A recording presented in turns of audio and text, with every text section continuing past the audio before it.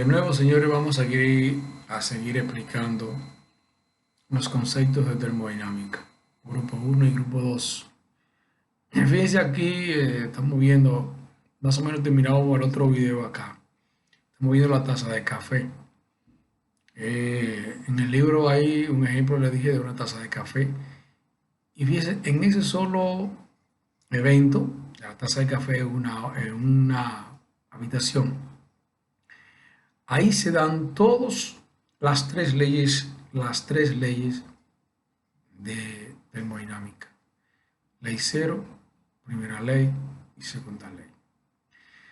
Entonces, le decía que para que en cualquier efecto o proceso termodinámico se dan las tres leyes. Quisiera que ustedes, con respecto a lo que es el café y la habitación, intenten eh, conceptualizar las leyes. La primera, la ley cero, que dice que dos cuerpos estén en contacto, tenderán a, y que tengan temperaturas diferentes, tenderán a igualar su temperatura, o tenderán a que haya una transferencia de calor del cuerpo más caliente al más frío, y las temperaturas quedarán iguales, no iguales a las que tenían antes, sino iguales, diferentes a las anteriores, pero iguales entre sí. La primera ley dice que en un proceso la cantidad de energía que está en un proceso siempre se mantiene. Si entra una cantidad de energía, tiene que salir esa cantidad. Y si usted no la ve, lo único que tiene que hacer es determinar en qué sitio se encuentra y de qué forma se encuentra, que usted no la ve. O sea, cuando digo que no la ve es que no se ha producido, se ha convertido en trabajo o no se ha convertido en lo que usted espera que se convierta. Entonces, y la segunda ley que dice que, bueno, dice varias cosas. Entre ellas habla de la entropía, habla de la calidad y cantidad de energía. Y también habla también del sentido del proceso de transferencia de energía. O sea, el proceso de forma natural se da. La energía calorífica va entre el cuerpo más caliente al más frío. Si se da contrario, es porque pasa algo y eso lo explica la segunda ley. O debe pasar por algo especial, ¿ah? Y lo explica la segunda ley. Definición de sistema termodinámico. Nosotros en esta materia hablamos de muchísimas cosas y todo lo referimos a un sistema. Hablamos a veces de un cuerpo, pero en este caso ese cuerpo es el sistema. O sea, para hacer un análisis termodinámico nosotros tenemos que definir un espacio que se llama sistema. Todo lo referimos a eso. Ahora este sistema puede ser un cuerpo cualquiera, puede ser un horno, puede ser una papa, una batata en el horno, puede ser un microondas, puede ser una nevera, puede ser una piedra, puede ser una habitación, cualquier cosa que nos del espacio, cualquier espacio o cantidad del espacio en el universo, lo vamos a unir con un sistema. Ahora, ¿cuál es la característica? De que internamente en el sistema haya el elemento que queremos analizar, sea un gas, sea o líquido, sea cualquier tipo de sustancia que se encuentre dentro del sistema, se va a analizar entonces y esa va a someter a un proceso. Eso será nuestro sistema. Fíjese aquí. Aquí está el universo. Tómenlo como universo en todo lo amplio que ustedes pues, reconozcan la palabra universo. Aquí está el sistema. Imagínate que son un huevo. Mira, aquí está, y el sistema adentro sería como la yema. Aquí la clara es los alrededores. Y entre la clara y la yema hay un espacio que no es espacio, es una línea que nosotros nos figuramos y es la frontera que separa el sistema del entorno. El entorno es todo aquello que está fuera del sistema y que tiene o no relación con el sistema. ¿Sí? Entonces, eso es lo que es un sistema. Sistema es un espacio que tú has elegido para hacer un análisis de una sustancia, un espacio en el universo. Tú tienes que delimitarlo. La frontera no tiene cuerpo, la frontera no tiene dimensión, es una serie de puntos que tú te lo imaginas. Por ejemplo, en este cuarto aquí, diría que es un sistema cerrado Y para nosotros, para mí, la frontera va a ser la superficie de la pared. La superficie de la pared. Para mí, dentro del cuarto puede ser una bombilla, puede ser el sistema. Yo puedo ser el sistema. Qué sé yo, una gaveta puede ser el sistema. Puede ser una cosa. Bien. Entonces, ese es un sistema. Hay varios tipos de sistemas, como ya mencioné algunos. Uno es el sistema abierto. Sistema abierto. Fíjate, un sistema abierto,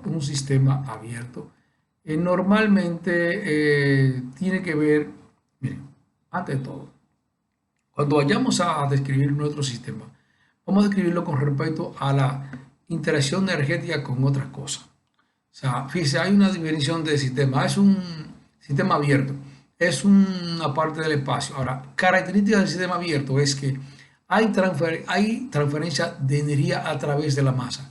Transferencia de energía a través de la masa. Y tiene normalmente se llama volumen de control, pues se llama volumen de control, porque normalmente el volumen es constante.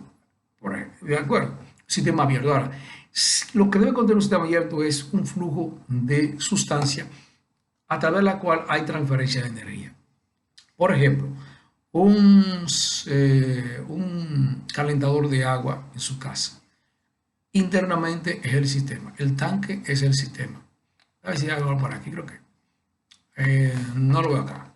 Internamente el sistema que tiene un calentador. Déjenme un momentito acá. No se me vaya. Quédense ahí. Vamos a ver acá.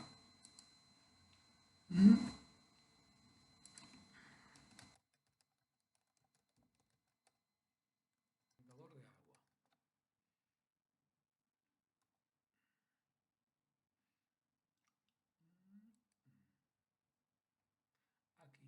Un calentador. Este es un calentador de agua. Fíjense que este calentador de agua tiene una entrada y una salida. E internamente es el sistema.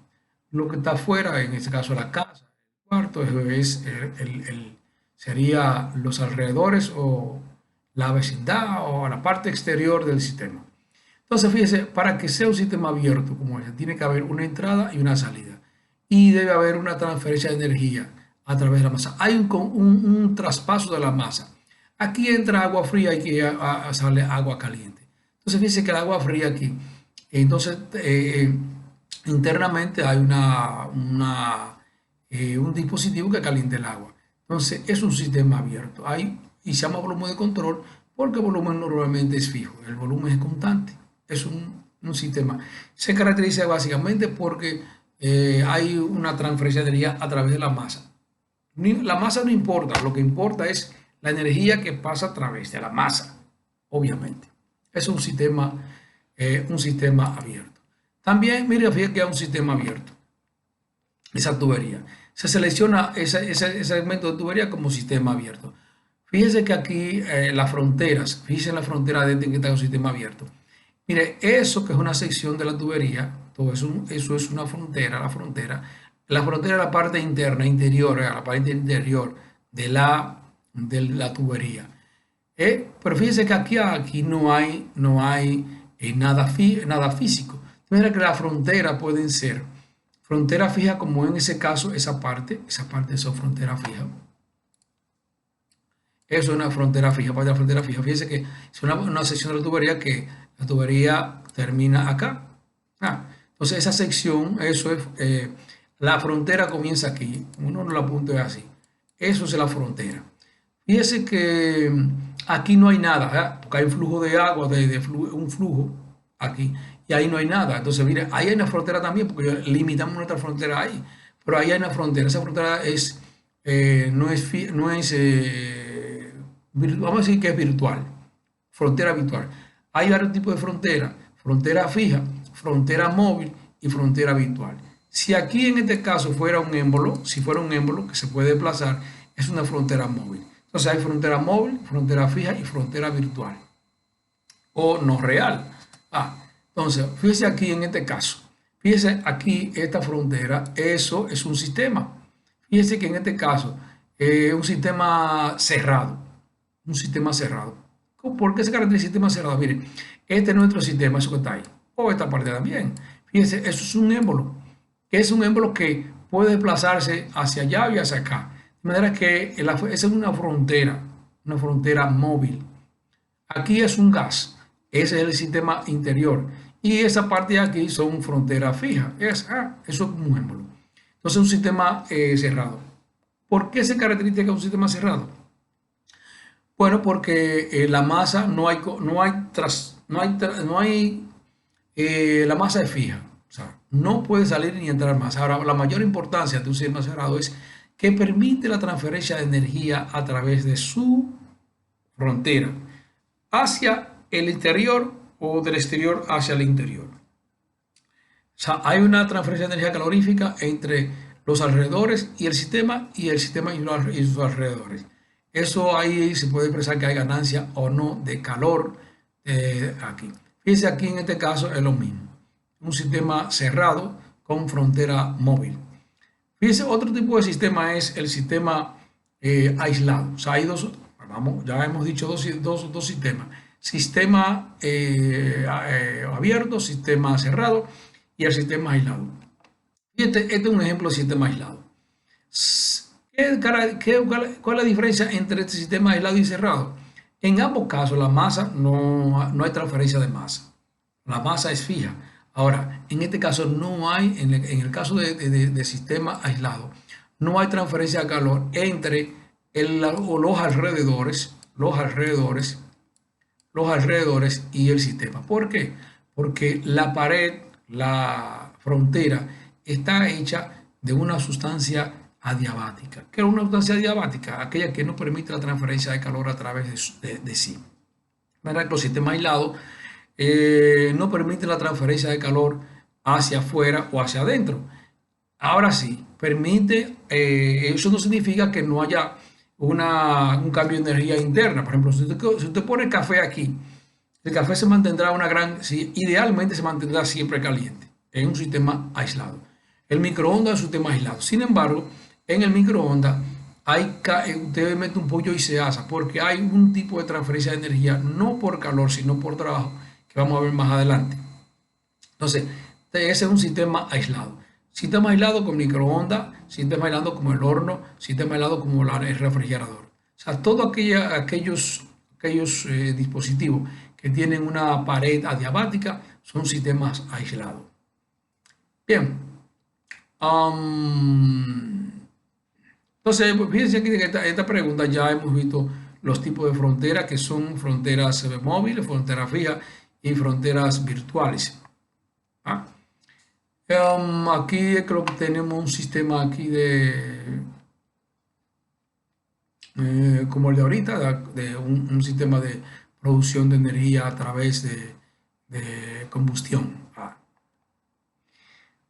Propiedades de los sistemas. Las propiedades, o sea, ¿qué son propiedades? ¿Qué son propiedades? Los sistemas se analizan, se estudian, se conocen a través de sus propiedades. Y las propiedades son características medibles de los sistemas. Características medibles de los sistemas. Hay dos tipos de propiedades, son extensivas e intensivas. Extensivas e intensivas. Por ejemplo, si usted tiene una olla de presión, precisamente la presión es una propiedad del sistema, la presión interior de la olla. La temperatura era una propiedad de la sustancia en la olla. La densidad, el volumen específico, el volumen total, todo eso son propiedades. Ahora, hay unas que son intensivas y otras que son extensivas. Las extensivas son aquellas que no dependen de la masa y intensivas las que dependen de la masa. Perdón, extensivas dependen de la masa y las intensivas no dependen de la masa, del tamaño del sistema. Ahora, ¿qué es lo que significa eso? Significa que, por ejemplo, la temperatura. Usted tiene una olla de presión con la temperatura del agua está a 90 grados Celsius. Usted le saca un jarro de agua a esa olla y la tapa de nuevo y la temperatura sigue siendo 90 grados Celsius. Porque usted le saque, fíjese, la cantidad del sistema es la masa que tiene, el tamaño del sistema es la masa que tiene. Si usted le sacó una parte, sigue siendo la misma temperatura, no ha variado la temperatura. Entonces esa temperatura, esa propiedad de temperatura es una propiedad intensiva. No depende de si tiene mucho o tiene poco, sino depende de otras cosas. son intensivas. Ahora, si usted va a buscar, si usted le saca dos vasos de agua a esa olla de presión y va a medir el volumen del agua, hay menos. Entonces, el volumen total es una propiedad extensiva porque depende de la cantidad de masa. Ahora, cómo uno de forma rápida puede determinar si una sustancia si una propiedad es intensiva o extensiva? Observen aquí. Aquí hay varias propiedades. La masa, volumen total. Hablo del volumen total porque hay otro volumen que es volumen específico. Temperatura, presión, aquí está la densidad. ¿Sí? Entonces, fíjense una cosa. A ese sistema, este sistema que está aquí, lo dividimos en dos. Si lo dividimos en dos, aquí va a quedar la mitad de la masa, aquí la mitad de la masa. Por lo tanto, la masa es una propiedad extensiva. Porque si le quitamos masa, entonces se disminuye. Si le aumentamos a masa, se aumenta el volumen. Fíjense, el volumen de aquí será menor, el volumen de aquí será menor que el volumen de aquí, ¿correcto? De manera que el volumen es una propiedad extensiva. La presión. Fíjense, la presión depende. Si eso es un fluido, depende de la cantidad de fluido que está arriba. Eso lo vamos a ver más adelante. O sea, depende de esa altura de fluido.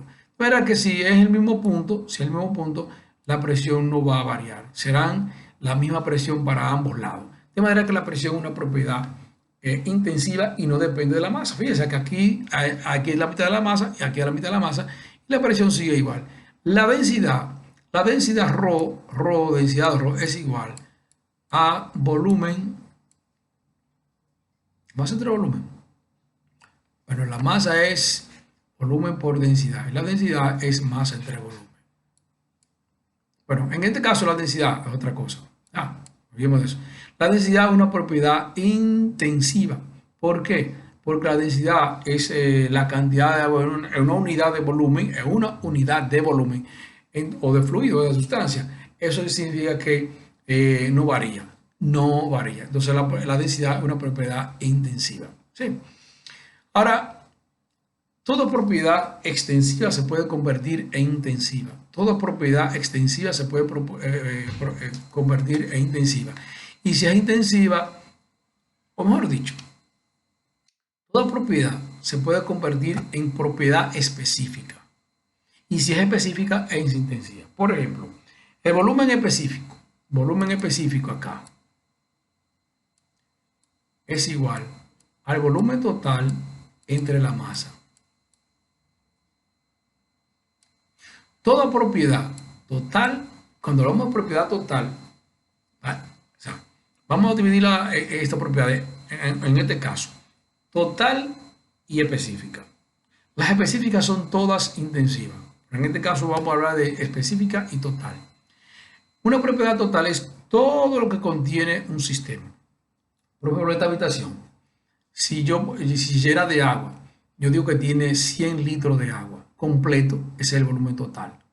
Ahora, si yo digo que esta habitación tiene 5 litros por cada kilogramo, eso es específico. Es una propiedad intensiva y específica. ¿Por qué? Porque no importa la masa que tenga, lo que estoy tomando es la unidad de masa. Tanto litros por cada kilogramo. Si hay 10 kilogramos, no importa, será 5 litros por cada kilogramo. Si es 100 kilogramos, como quiera de lo mismo, será 5 litros por cada kilogramo. Entonces es una propiedad específica y también intensiva. Ya recuerden, entonces para obtener una propiedad específica, entonces solo hay que dividir entre la masa. Por ejemplo, hay otras propiedades que llaman, por ejemplo, ustedes van a ver la entalpía. Esa es la entalpía total. A la entalpía específica con una H minúscula. Ok. Miren, las propiedades extensivas se escriben con letra mayúscula, excepto la presión y la temperatura. Presión es con P mayúscula y temperatura con P minúscula. Entonces, la presión es intensiva y está en mayúscula. La temperatura es intensiva y está con mayúscula, sí, excepto eso. Y en el caso de la masa es con M minúscula, pero la masa es extensiva. Son excepciones de la regla. Pero en general se escriben con letra mayúscula las propiedades totales y la intensiva en letra minúscula. Por ejemplo, aquí, esta H se llama entalpía, es igual a la entalpía total entre la masa. De manera que una cosa que vamos a utilizar muchas veces luego es igual, el cálculo de la una propiedad total es igual a la masa por la propiedad en específico. En ese caso, entalpía total es igual a la masa por la entalpía específica. Eso lo vamos a ver mucho más adelante en otro capítulo, ¿correcto?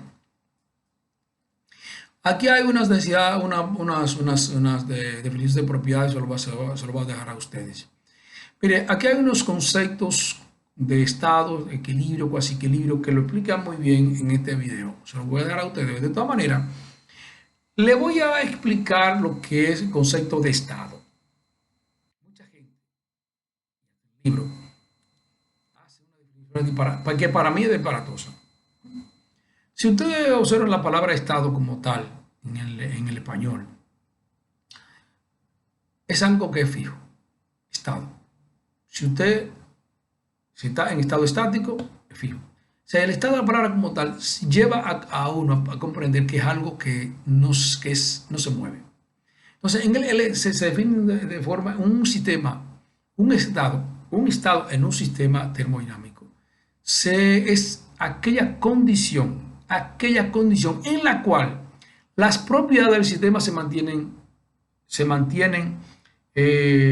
con valor fijo, valor constante. Si usted busca las definiciones en los libros, tienen algo parecido, pero a mí no me convence. Pero para mí, la definición de estado es la condición tal del sistema en la cual todas las propiedades tienen un valor fijo. Correcto. Ahora, hay estado equilibrio y cuasi equilibrio. No, eso va en los procesos. Pero de todas maneras, un estado de cuasi equilibrio es aquel, un estado, realmente ya no sería un estado, sería un proceso más bien. Eso está mal escrito aquí, mal, vamos a poner aquí proceso, o más adelante lo vamos a ver, proceso en equilibrio y cuasi equilibrio. Lo van a ver aquí en este cosa, lo voy a dejar sin cambiar, pero aquí en este video ustedes lo van a ver. Ahora, de esta manera, aquí también, mire la definición de estado. Ahora, hay algo que es muy importante que es el postulado de estado. Un proceso se define por dos propiedades. O sea, mejor dicho, un estado se define por dos propiedades. O sea, repito, el sistema lo analiza a través de sus propiedades. Ahora, hay un concepto de estado de un sistema que lo definen todas las propiedades. Sin embargo, hay muchísimas propiedades en un sistema. Ahora, en la práctica, se considera que conociendo dos propiedades del sistema, el estado se define. Se define el estado del sistema con dos propiedades. Ahora, esas propiedades deben ser intensivas las dos e independientes. Independiente e intensiva. O sea, y eso se llama postulado de estado aquí. Postulado de estado. Un estado de un sistema se puede identificar, se puede especificar con dos propiedades intensivas e independientes entre ellas. Eso es lo que se llama el postulado de estado. Dice, el estado de un sistema compresible simple se especifica por completo mediante dos propiedades intensivas e independientes. Eso es el postulado de estado. Es algo que se ha descubierto en la práctica. Miren aquí, proceso. Un proceso. Dice, ¿qué es un proceso y cuándo es el caso cuasi estático? Eso era la diferencia que decía aquí de los estados, por eso es proceso. Ahora, fíjense, aquí esto es un proceso. Mire, aquí hay un estado y aquí hay otro estado. Estado 1 y estado 2. Estado de equilibrio, mira, aquí hay un estado 1 en equilibrio, y estado 2 en equilibrio. Estado de equilibrio es aquel en que las propiedades se mantienen constantes, un tiempo dado. Y cuasi equilibrio es cuando las propiedades pueden variar mínimamente o el valor de equilibrio. Por ejemplo, aquí está estado 1 y estado 2. Fíjense ahí, mira, aquí tiene una propiedad A y una propiedad B del sistema. Mira, esa propiedad ahí, para definir el estado, tienen que ser intensivas e independientes entre sí. Ahora, eso que está acá es un proceso. Proceso es la trayectoria, o mejor dicho, el proceso es el cambio que se da de un estado de equilibrio a otro. el proceso que se da entre un estado de equilibrio a otro.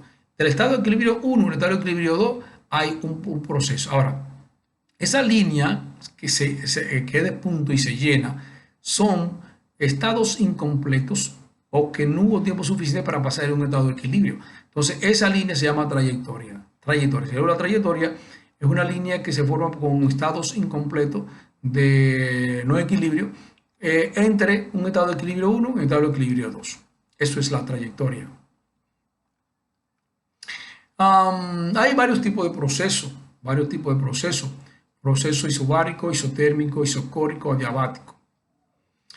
Un proceso adiabático es aquel que se hace sin que haya transferencia de calor a través de la pared. ¿Por qué? Porque las paredes del sistema es adiabático. O sea, como sucede en los refrigeradores, sucede en los termos de café, no hay transferencia de calor hacia afuera porque la pared de esos dispositivos está hecha de un material adiabático, que quiere decir que no permite la transferencia de calor a través de él. Entonces, eso es el adiabático. De manera que si yo le pregunto sobre un proceso, ¿qué tipo de proceso se da en el horno microondas? Es un proceso adiabático con respecto al sistema exterior o los alrededores. Proceso isobárico es saber que se produce a presión constante. Mira aquí un proceso isobárico. O sea, aquí tenemos un fluido, se le adiciona calor,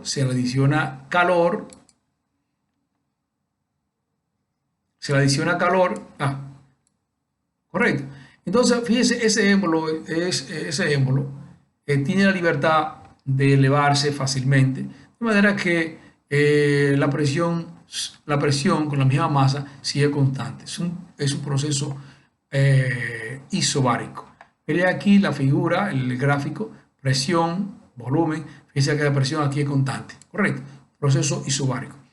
Isocórico es aquel donde el volumen es constante. El volumen es constante aquí, isocórico.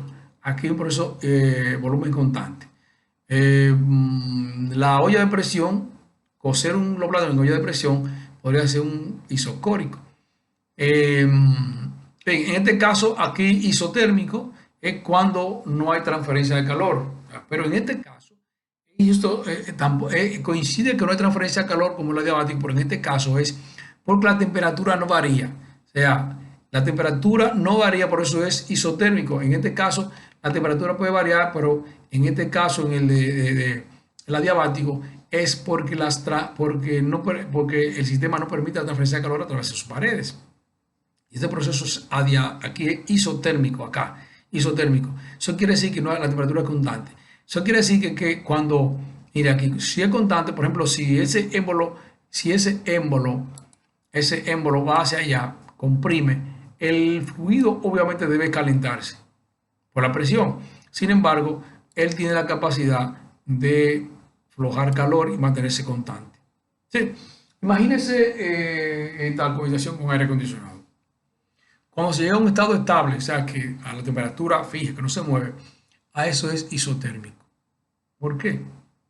Porque la temperatura no varía. O sea, lo que pasa es que aquí, en ese caso, hay una transferencia de calor hacia afuera, que hace que esto permanezca constante, o hacia adentro, en este caso. Bueno, porque el aire acondicionado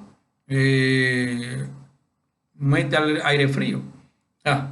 Ahora, de adentro hacia afuera, hay una transferencia de calor hacia adentro, que permite entonces estabilizar la temperatura. O puede ser que en este caso también haya una transferencia de calor hacia afuera que haga que la temperatura interior se mantenga constante. Bien, eso entonces isotérmico, temperatura constante. Fíjese, en la olla de presión también, antes de que el dispositivo de presión se aplique, comienza a pillar, ese es a presión constante. Antes de que él comience a pillar. Fíjense aquí, hay un proceso estacionario. Miren, Normalmente aquí los procesos que se analizan son procesos estacionarios. Esos procesos estacionarios indica que es un proceso estacionario. Aquí entra una masa, sale una masa. Ahora, ¿qué es lo que los hace estacionarios? Que las propiedades se mantienen iguales en el tiempo. Por ejemplo, aquí la velocidad, aquí la velocidad. Si la velocidad aquí es la misma acá, B1 se mantiene constante todo el tiempo y B2 se mantiene constante, es un proceso estacionario. No importa que esa velocidad sea diferente a esa, lo que ustedes tienen es que ellas se mantengan igual en el tiempo, ¿correcto? Es un proceso, y de hecho, por ejemplo, aquí en esta tubería, y aquí ha fluido, aún así es un proceso estacionario, porque aquí, por ejemplo, la velocidad puede B1 constante y aquí la velocidad B2, aquí velocidad B2 constante, pero la velocidad 1 es muy diferente a velocidad 2. La cuestión es que se mantenga constante en el tiempo. O sea, en un proceso estacionario las propiedades del sistema del fluido se mantienen constantes en el tiempo. No tienen que ser iguales, sino constantes. Miren, presión.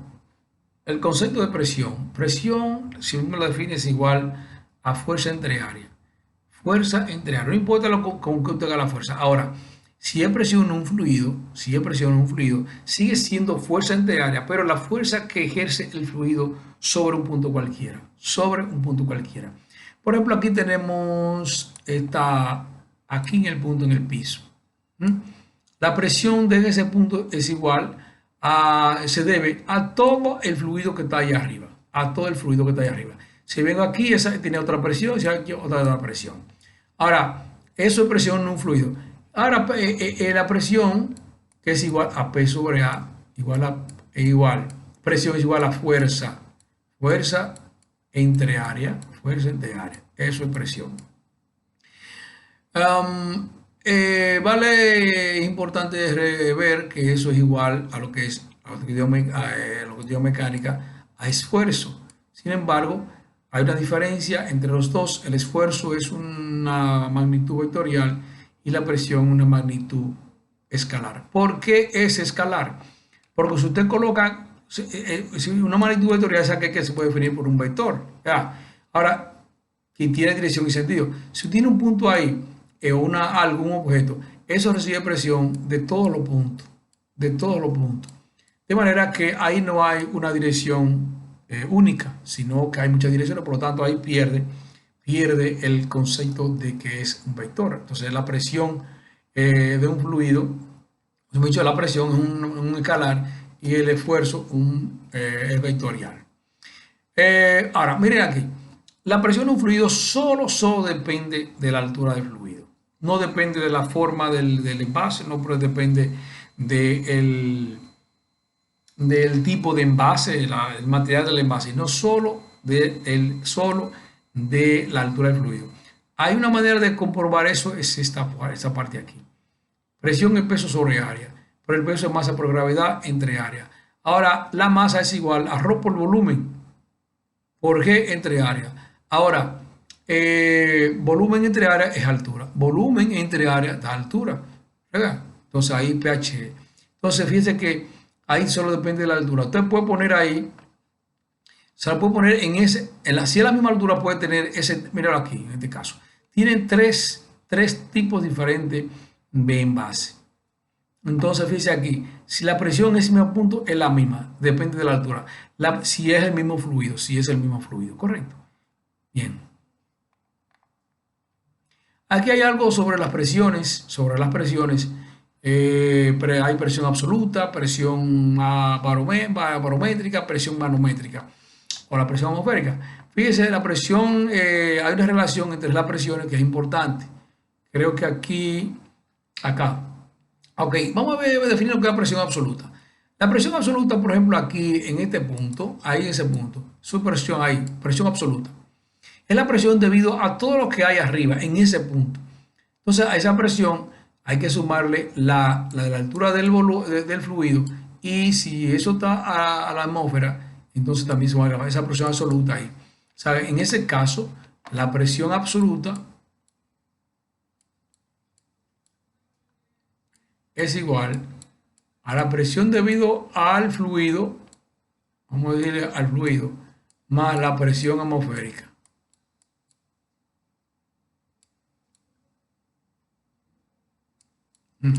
Entiendo. Presión absoluta, esa presión de aquí, de ese punto, es igual a la presión del fluido, que es el agua, a la altura, y aquí más la presión atmosférica, si está si eso está abierto, ¿correcto? Aquí en ese caso yo hago lo mismo. Y hay una relación importante que la presión de la fórmula acá, de esta fórmula que hay aquí, o sea, de ese gráfico. Dice, la presión absoluta es igual a la presión manométrica más la presión atmosférica. La presión absoluta. ¿Mm? Esa es una ecuación que debemos verla, que vamos a ver más adelante. O sea, se puede escribir así también. Presión manométrica es la del manómetro, es igual a la presión absoluta menos la presión atmosférica. Correcto. Eso lo vamos a ver. Eso lo vamos a utilizar más adelante. Principio de Pascal. Mire una cosa que quiero explicarle y que la gente no lo entiende o lo malentiende o lo usa mal. Mire, en los ejercicios de práctica hay uno o dos ejercicios que tienen que ver con este principio de Pascal. Dice el principio de Pascal que al ejercerse una presión sobre un fluido, esta se ejercerá con igual magnitud en todas las direcciones y en cada punto del fluido. Fluidos incompresibles, o sea, como los líquidos. Ciegas no, como los líquidos. Ok, miren ese caso. Lo que quiere decir esto, vea, lo que quiere decir esto para nosotros, mira, aquí hay una aplicación de eso. Ahora, ¿qué es lo que vamos a tomar del principio de Pascal para usar esto? Eso es la ganancia mecánica. Imagínense, la ganancia mecánica es un concepto que se aplica para usted utilizar con poca fuerza al levantar grandes pesos. Por ejemplo, los gatos mecánicos. Usted hace una fuerza pequeña aquí y debido a la diferencia de diámetro en los ejes, en las tuberías, aquí se va a levantar una gran cantidad de peso aplicando una fuerza pequeña acá. Ahora, ¿qué es lo que se vamos a poner ahí. ¿Qué es lo que se toma del principio de Pascal? Se toma el principio de Pascal que el principio de Pascal dice que en un envase, dos puntos que estén a la misma altura y unidos por el mismo fluido tienen la misma presión. O sea, lo que se toma del principio de Pascal es el concepto de que dos puntos como esos que están aquí, que están unidos por el mismo fluido, tienen siempre la misma presión. Si es a nivel horizontal, esos dos puntos tienen la misma presión. Y ese es el concepto, la parte de aplicación del principio de Pascal. Repito. Bien. Entonces, aquí uno puede utilizarlo como lo que se llama ganancia mecánica, que es la multiplicación de un efecto que se da. Por ejemplo, aquí, utilizando un diámetro delgado, muy estrecho, aplicando una carga pequeña, puede levantarse una carga grande de este lado, una poca veces. ¿Por qué? Porque como es incompresible el fluido, la presión la fuerza se transmite hacia allá, pero como aquí hay la fuerza se transmite allá, pero cuando hay mayor área, entonces ahí se permite aumentar una mayor fuerza hacia arriba, ¿correcto? O sea, aquí las presiones son iguales, Entonces, como aquí hay una mayor área, entonces se permite que aumentar un mayor peso, ¿correcto? Entonces aquí dice, mire la fórmula de la ganancia mecánica aquí, la fórmula de la ganancia mecánica que está aquí, ¿sí? Eso es lo que dice aquí a través del principio de Pascal, que acá es la fórmula de ganancia mecánica, que usted lo puede escribir de otra manera, Por ejemplo, así, F1 sobre diámetro 1 es igual a F2 sobre diámetro 2. ¿Por qué? Porque P1, presión 1, es igual a presión 2. Y la presión es fuerza entre área. Aquí puedo poner área en vez de diámetro área, pero si usted elimina los otros factores del área, pues simplemente puede ser diámetro. Correcto. Bien. Entonces tenemos aquí otra cosa. Mi manómetro tipo U. Manómetro tipo U. Es un manómetro tipo U. Simplemente un tubo en forma de U. ¿Para qué sirve el manómetro tipo U? Sirve para medir diferencias de presiones. Presiones pequeñas en una tubería. En este caso, fíjense que aquí se está utilizando para medir la presión de esta parte de aquí. Imagínate que una vejiga o un depósito de aire. Se usa para medir la presión ahí. ¿Qué cosa hay? Aquí tengo unos puntos. Mira, una cosa importante. ¿Cómo?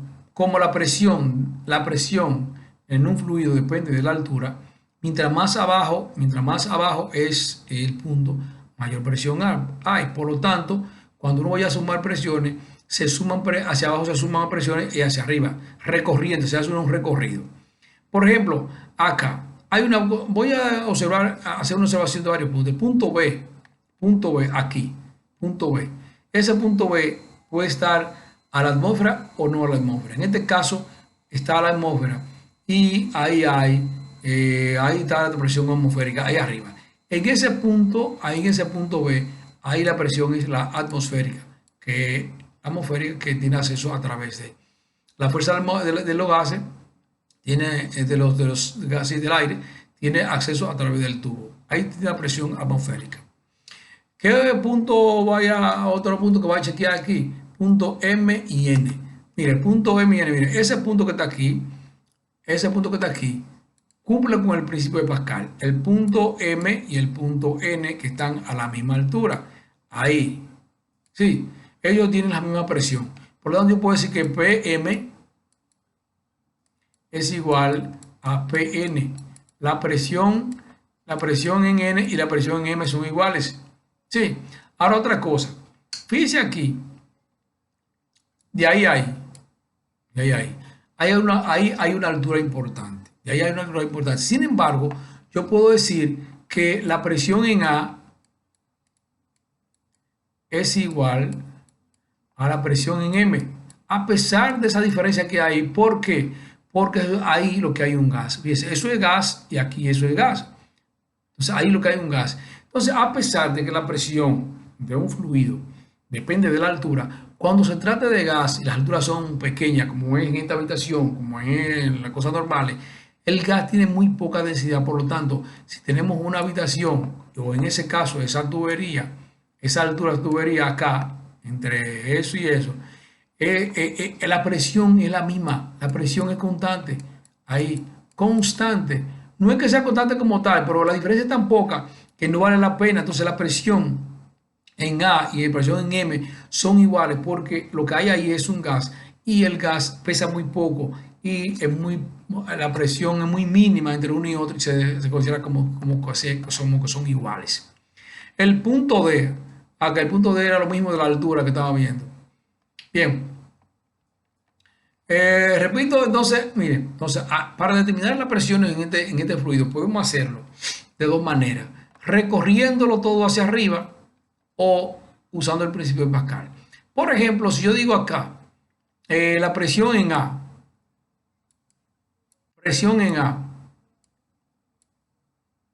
fíjense que la presión en A está aquí, sin embargo dijimos que la presión en A y M es lo mismo, ¿verdad que sí? Correcto. Ahora, fíjense una cosa, bajando, sumamos eso y se suma. O sea, al bajar sumamos esa presión. Pero aquí subimos y damos lo mismo que ahí. Sumamos y restamos. Verá que no hemos hecho nada. Lo que podemos pasar de ahí para acá hacia arriba. Entonces, fíjense que vamos hacia arriba menos la presión del fluido que es H. Igual a la presión atmosférica que está aquí. Presión atmosférica. Correcto. Bien. Ahora podemos hacerlo, eso es haciendo el recorrido, pero podemos decir ya ve inmediatamente, vea, que aquí PM es igual a PN, ¿verdad que sí? Por el principio de Pascal. Ahora, aquí es igual PM, A, o PM o PA, con lo mismo, es igual a la presión a PM. Ahora, PN, P en el punto N, aquí, es debido a esas dos presiones, a la presión del fluido y a la presión atmosférica. PN es igual a la presión de H más la presión atmosférica. Atmosférica, yo no sé escribir. Cuando usted iguala las dos ecuaciones va a dar lo mismo que va a dar aquí. Espero que hayan entendido que yo no sé escribir mucho en esa cosa. Pero luego en otro ejercicio vamos a ver también eso. Ok, entonces la presión, a ver la presión barométrica, presión atmosférica. Miren, la presión barométrica es la presión que ejerce el aire sobre cualquier punto. El aire. Por eso, la presión atmosférica, mayor presión atmosférica se da en el mar, porque es el punto más bajo. Obviamente, si decimos que el mar es el punto más bajo, porque hay puntos en la Tierra que están por debajo del mar. Ahora, este es ¿por qué se llama presión barométrica? Porque se mide con un barómetro y quien inventó el barómetro en principio fue Torricelli. ¿Cómo se, se mide? ¿Cómo funciona el barómetro? Mire, ese envase está lleno de mercurio. Le ponen mercurio porque el mercurio es muy pesado y da para hacer eso. Con otro fluido que está liviano, se hace muy difícil hacer la presión. ¿Por qué? Porque se necesita mucho, una columna grande de líquido, una manguera grande, por ejemplo, un tubo largo. El mercurio es así. Ahora, ¿qué es lo que pasa? Llenamos eso de fluido de mercurio. Entonces, tomamos un tubo, lo llenamos de mercurio y lo llenamos de mercurio porque para evitar que haya aire dentro. Y lo tapamos hacia abajo y lo metemos rápidamente al cubo. ¿Qué va a pasar? Que, fíjese, la atmósfera ejerce una fuerza hacia abajo y obviamente el mercurio busca un sitio por donde salir. El único sitio que puede salir es acá, aumenta allá arriba, o sea, sube por aquí arriba. Ahora, esa altura es directamente proporcional a la fuerza que le hace a la fuerza que le hace el aire. Entonces, eso coincide con la presión. O sea, si sube mucho o poco es porque la presión atmosférica es mucho o poco. Y aquí tiene dos tubos indicando la misma altura, uno inclinado y otro no inclinado. Indicándole que lo único que vale es la altura vertical, esa vertical, correcto. No importa que usted ponga ese tubo así inclinado derecho o más inclinado. Si fuera ese tubo inclinado, llegaría el fluido hasta aquí también, porque es la altura vertical lo que se indica la altura. Entonces, fíjense que mientras mayor abajo está un punto, mayor cantidad de fluido hay sobre ese punto. Por lo tanto, la presión atmosférica es mayor mientras más bajo la Tierra está que hacia arriba. En el pico Duarte la presión atmosférica debe ser menor que a nivel de nosotros porque está mucho más alto. Si está más alto hay menos aire sobre ese punto. Correcto. Entonces, bueno, ahí hablo de otro de ustedes. Espero que esto les ayude para usted responder su propia pregunta. Y recuerden que de aquí va a haber preguntas en el examen teórico. Recuerden que el examen es teórico y práctico. Práctico, que es por un ejercicio, y teórico es preguntas. Luego le enviaré videos de los problemas que vienen por ahí. Sigan trabajando con esto, buena suerte y voy a hacer preguntas a través del foro para ver cómo están ustedes.